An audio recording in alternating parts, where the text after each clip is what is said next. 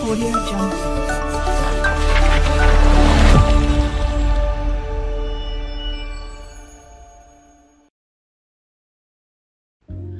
Halo guys, kembali lagi bersama saya di sini. Kali ini saya akan mereview custom ROM lagi di Poco F3 yang bernama Sapphire by Paranoid Android guys. Nah, ini kebetulan saya juga baru-baru saja telah selesai menginstal ROM-nya. Langsung saja kita akan review. Kita mulai dari aplikasi bawaannya terlebih dahulu. Nah, ini untuk aplikasi bawahnya sudah sangat-sangat minim guys ya, mantap. Dan untuk aplikasi kamera yang dia gunakan di sini yaitu kamera AWSP guys. Oke, mantap. Dan untuk launchernya sendiri kalau nggak salah itu dia menggunakan launcher Paranoid, yaitu launchernya dia sendiri. Kalau salah mohon dikoreksi ya guys. Dan untuk widgetnya di sini sayangnya di sini untuk widgetnya masih menggunakan widget yang versi lama. Tetapi saya kurang tahu apakah bisa di-upgrade atau tidak. Mungkin yang kalian tahu silahkan komen aja di bawah. Oke, selanjutnya di sini untuk wallpaper dan gaya di sini tentunya kita aktifkan dulu tema gelapnya guys supaya tidak silau. Dan tentunya untuk icon bertemanya bekerja dengan baik. Dan selanjutnya untuk panel notifikasi di sini ya kalian bisa lihat sendiri lah ya guys ya. Seperti ini dan yap seperti ini. Selanjutnya kita akan lihat lagi di bagian pengaturan, lalu kita lihat di bagian tentang ponselnya. Nah, kita masuk di versi Android. Tentunya di sini sudah versi Android 12. Mantap. Dan untuk Paranoid Android version di sini masih Sapphire Alpha 1 guys. Dan update keamanan Androidnya sudah paling terbaru saat ini yaitu Januari 2022. Dan untuk versi kernelnya di sini sudah menggunakan kernel dia sendiri alias sudah custom guys ya. Oke, mantap banget. Dan satu lagi info buat kalian semua bahwa custom ROM Sapphire by Paranoid Android ini sudah menggunakan base cave guys, sama dengan custom ROM X-Droid beserta Miko, yang dimana custom ROM yang menggunakan base cave itu biasanya didewa-dewakan itu atau diagung-agungkan kalau ROM itu bisa bermain game secara keras ataupun hardcore guys ya. Oke, seperti itu.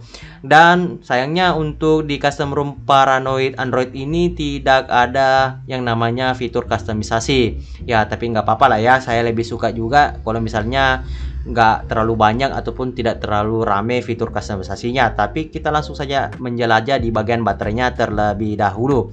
Nah, di sini untuk bagian baterainya coba kita lihat ada bagian performance modes. Sayangnya ini fiturnya ngebug guys ya. Tapi saya kurang tahu juga sih apakah kita install dulu aplikasi game atau apapun itu baru bisa diaktifkan atau tidak. Nah, ini coba kita on kan.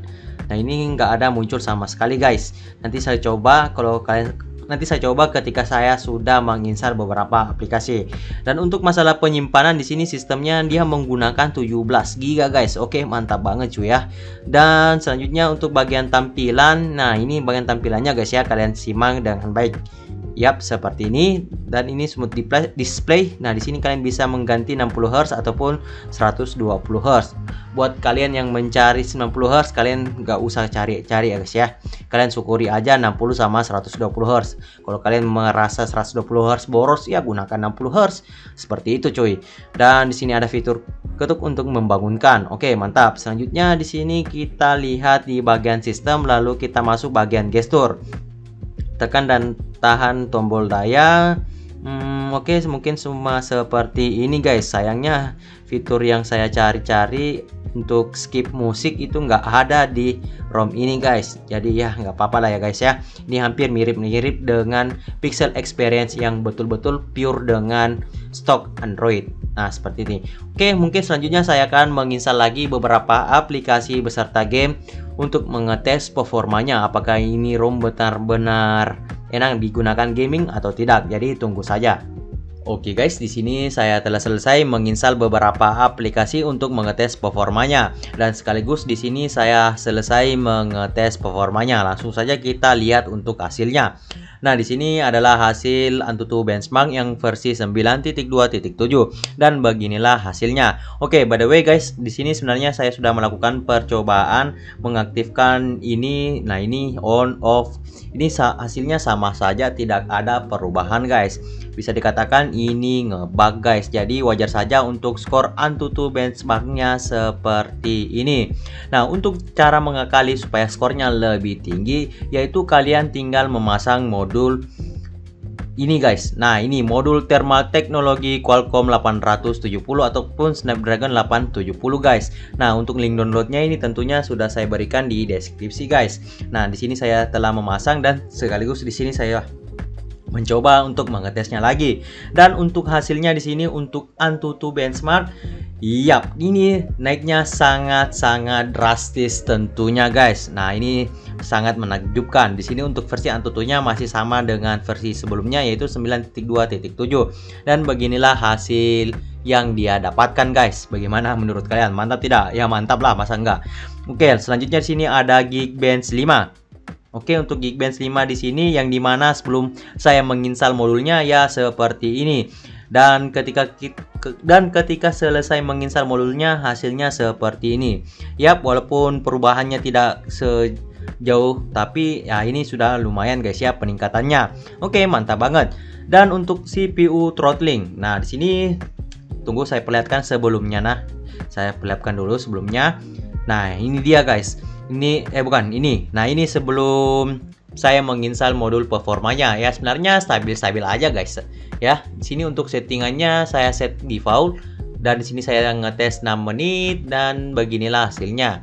Dan ketika kita memasang modul performanya hasilnya seperti ini guys. Yap, di sini dengan menit yang sama, settingan yang sama yaitu default. Beginilah grafiknya dan di sini ada kenaikan sekitar 2% untuk masalah kestabilannya. Dan untuk masalah performance-nya di sini ada peningkatan sedikit guys. Oke, mantap banget. Sekarang kita akan masuk di step penginstalannya. Tetapi sebelum itu ada syarat-syarat yang perlu kalian penuhi, yaitu pertama tentunya kalian sudah UBL ataupun unlock bootloader pada HP kalian.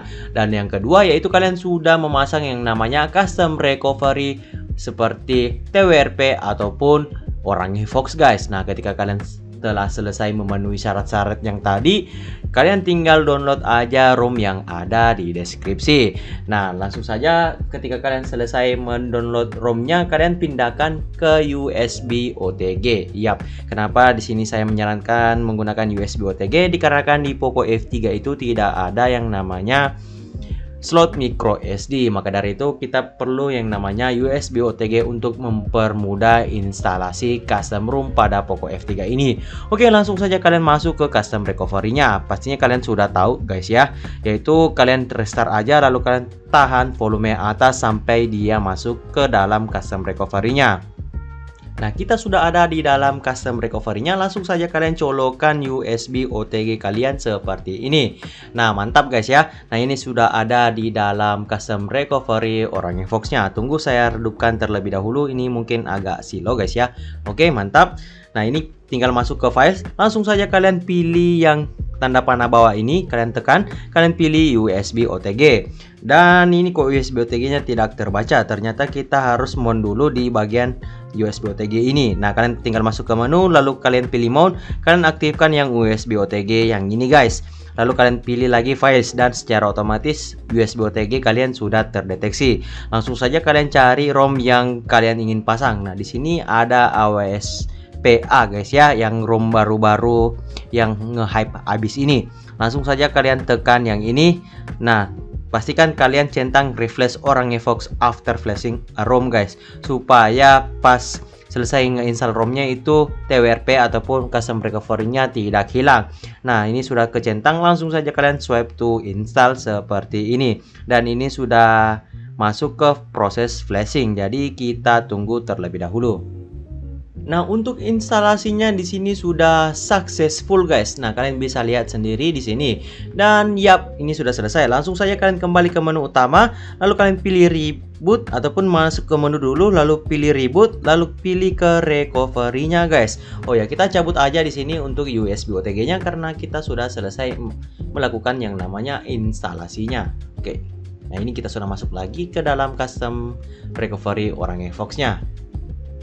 Oke, langsung saja kalian masuk ke menu wipe ini ataupun menu tempat sampah ini, tapi tunggu dulu ini. Oke, udah bisa ditekan. Kalian pilih dulu format data. Nah, di sini kalian ketik yes. Oke, sudah successful. Kalian kembali lagi ke menu web yang pertama, lalu kalian pilih yang web ini. Lalu kalian centang 3 ini, Dalvik, metadata, dan juga data. Nah, ketika selesai dicentang, langsung saja kalian swipe to wipe. Nah, ini sudah successful, langsung saja kalian klik yang reboot sistem yang ini guys. Dan selamat, Anda sudah berhasil melakukan instalasi custom ROM di Poco F3. Oke guys, di sini saya mendapatkan suatu problem ketika saya ingin mengetes bermain game di ROM AOSPA ini guys, yaitu ketika saya membuka gamenya. Nah, ini contoh aja ya guys ya, Mobile Legend, itu muncul notif seperti ini guys. Nah, itu, waduh, ini semoga kelihatan. Nah, ini dia guys ya, error failed to extract resource. Nah, ini saya juga gak tahu kenapa bisa, karena saat saya cek juga di bagian Swift Backup setelah selesai nge-restore datanya itu muncul notif seperti ini guys. Nah, seperti ini. Nah, ini katanya illegal argument exception. Waduh, saya nggak tahu ya kenapa tiba-tiba muncul seperti ini. Padahal saya coba di HP saya yang satu ini. Nah, ini Redmi 10 guys ya, yang biasa saya review juga di channel ini. Ya, itu fine-fine aja guys ketika saya menggunakan Swift Backup. Nah, ini tunggu saya perlihatkan dulu. Nah, ini saya juga baru-baru saja selesai nge-restore itu bisa kebuka gamenya kok guys ya. Nah, ini kalian bisa lihat. Nah, ini bahkan nggak keluar gamenya guys. Nah, ini fine-fine. Nggak tahu kenapa di ROM ini nggak bisa guys, muncul illegal argument. Jadi ya mohon maaf lagi guys, saya belum bisa nge-review performa gamingnya di ROM ini. Semoga di next update AOSPA ini bisa memperbaiki bugnya guys. Mengingat juga AOSPA ini di Poco F3 baru initial build, alias ya baru build pertamanya guys. Walaupun memang yang ini yang saya gunakan sudah hotfix, yang sudah diupdate lagi, yang dimana kemarin itu tidak bisa diinstal Gcam ataupun Google Camera, sekarang sudah bisa diinstal, tetapi ada bug lagi guys. Jadi kita harus tetap bersabar supaya AOSPA ini bisa berkembang guys ya. Oke, sekarang kita masuk aja di kesimpulannya. Pertama, kita disclaimer terlebih dahulu bahwa semua ini hanyalah pendapat saya sepenuhnya, yang belum tentu juga kebenarannya guys. Jadi kelebihan dari custom ROM AOSPA di Redmi sih di Poco F3 guys. Nah, pertama tentunya aplikasi bawaannya itu sudah sangat minimalis, ataupun aplikasi bloatware-nya. Kalian bisa lihat tadi di awal video itu sudah sangat minim. Walaupun sekarang ini sudah banyak aplikasi saya sudah install, karena tadi saya pikir ini ROM bisa saya gunakan selama beberapa hari ke depan.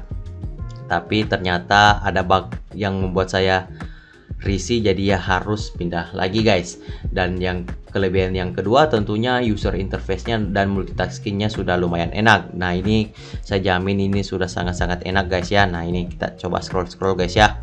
Nah, ini kalian bisa lihat untuk multitaskingnya sudah super cepat banget cuy. Wah, ini mantap banget ya tentunya. Dan untuk masalah fast chargingnya juga ini sudah cepat guys ya, walaupun emang sudah dibantu sih dengan modul fast charging ataupun modul thermal ya, ini sudah lumayan enak. Oke, dan sekarang kita akan bahas kekurangan dari custom ROM AOSPA ini. Pertama, tentunya kalian harus mengingat bahwa AOSPA ini masih initial build di Poco F3 alias build pertama mereka. Walaupun yang saya gunakan di sini sudah build yang kedua, yang dimana build yang kedua ini adalah hotfix dari initial build yang kemarin, yang dimana yang kemarin itu nggak bisa install Gcam. Semoga di next update-nya ini bisa memperbaiki bug-bug yang risih seperti saat restore data di Swift Backup. Oke, nah mungkin bug-bug yang saya sebutkan tadi yang di awal seperti itu, selebihnya itu aman-aman saja kok. Dan yang kedua yang saya temukan yaitu di bagian performa mode di dalam baterai. Ini fiturnya tidak berguna, atau saya memang nggak tahu bagaimana caranya, tapi ya ini saya rasa ngebug guys ya. Oke, seperti ini. Nah, itu yang kedua. Dan yang ketiga apalagi guys ya, yang menurut saya cuma itu doang sih sepertinya ya, cuma dua doang untuk kekurangan dari ROM ini, yaitu pertama untuk masalah backupan menggunakan set backup ini, apalagi Genshin Impact itu guys, game paling ringan sedunia sejagat raya, game nggak ngotak ya. Itu sangat-sangat berat cuy, 15 GB. Jadi ya sayang banget kalau saya download ulang lagi. Nah, apalagi PUBG Mobile ya, seperti itu. Jadi mungkin itu saja yang bisa saya rangkum mengenai kelebihan dan kekurangan dari custom ROM AOSPA ataupun Sapphire by Paranoid Android. Ya, semoga ini bisa bermanfaat buat kalian semua. Dan jika ada tambahan dari kalian, silahkan komen saja di bawah biar yang lain tahu dan saya juga tahu tentunya. Dan untuk masalah SOT pun di sini saya juga belum bisa memberikan kesimpulan kepada kalian dikarenakan ya saya juga baru-baru mendarat di ROM ini ya guys. Ya, seperti ini. Kalian simpulkan aja sendiri sesuai yang ada di sini. Oke, seperti ini. Oke, seperti ini ya guys. Oke, mungkin itu sajalah ya review mengenai custom ROM Sapphire Paranoid Android. Semoga bermanfaat buat kalian semua. Saya akhiri videonya. See you until next time guys. Oh ya, by the way, saya akan review selanjutnya MIUI VN. Jadi stay tune terus di channel ini ya guys.